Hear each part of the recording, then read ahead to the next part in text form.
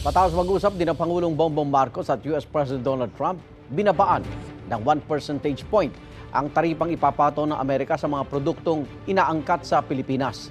Mas mataas pa rin kumpara sa original na 17% tariff na ipinataw noong Abril. At live mula sa Washington DC sa Amerika, may unang balita si Sandra Aguinaldo. Sandra. Igan, tama ka, no? Matapos nga yung meeting, bumaba yung tariff rate na ipapataw sa mga produkto mula sa Pilipinas papasok dito sa Amerika. Mula 20% ay nasa 19% na ito, ibig sabihin nabawasan ng 1%. Pero ayon na rin kay President Trump, merong ilang mga produkto na pag pumasok naman sa Pilipinas mula sa Amerika, zero o wala itong tariff. Kaya natanong si Pangulong Bongbong Marcos kung hindi kaya lugi ang Pilipinas sa deal na ito. Pagdating ni Pangulong Bongbong Marcos sa White House ngayong umaga, sinalubong siya mismo ni US President Donald Trump. Dito natanong si Trump kung ano ang mensahe niya sa Pilipinas. Sir, your message to the people of the Philippines. Love them. Do you think you'll get a deal done today, sir? Matapos nito, nag-meeting na ang mga lider ng Pilipinas at Amerika sa Oval Office, kasama ang ilang matataas na opisyal ng dalawang bansa. Matapos ang pulong, agad na nag-post si Trump sa kanyang social media na Truth Social at sinabing 19% tariff na lang ang ibabayad ng Pilipinas imbes na 20%. Pero dagdag niya, mag-open market ang Pilipinas at zero o walang taripa ng babayaran ng Amerika sa mga produktong papasok sa Pilipinas.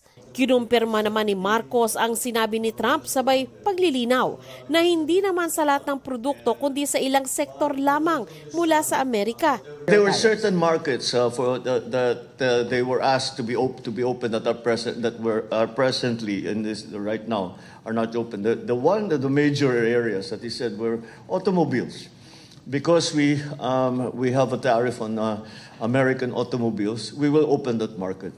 Lalakihan din daw ng Pilipinas ang pag-i-import ng ilang produkto mula sa Amerika.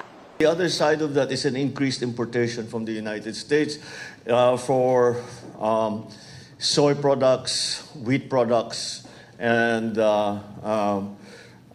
pharma, actually, medicines, para makamura naman yung maging mas mura yung gamot natin. Tanong sa Pangulo, hindi kaya lugi ang Pilipinas dito? That's how negotiations go. We came here, when we arrived in Washington, tariff rates were 20. So why it came up from 17 to 20 is an internal matter with the United States government. Ang pagbaba ng taripa para sa produkto ng Pilipinas na pumapasok sa Amerika, tinawag na achievement ni Marcos. We managed to bring down the 20% tariff rate for the Philippines to 19%. Now, 1% might seem like a very small concession. However, when you put it in real terms, it is a significant achievement. Si Trump naman tinawag na beautiful visit ang pagpunta ni Marcos sa White House. Mataas aniya ang respeto kay Marcos sa Amerika. Tinawag pa niya itong very good and tough negotiator. So I just want to say it's an honor to have you. We're going to talk about trade today, and we're very close to finishing a trade deal, big trade deal actually. And we do a lot of business with you. It's a lot of income coming in for both groups. Natalakay rin sa meeting ang defense and security issues ng dalawang bansa.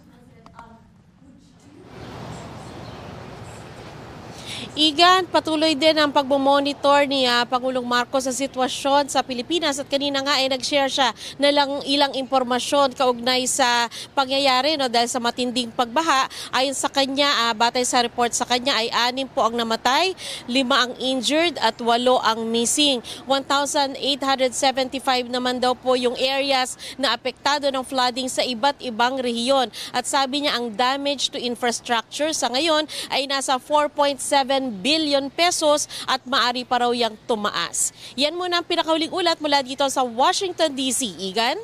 Maraming salamat, Sandra Aguinaldo, live mula sa Washington DC sa Amerika. Ingat! Igan, mauna ka sa mga balita, mag-subscribe na sa GMA Integrated News sa YouTube para sa iba't ibang ulat sa ating bansa.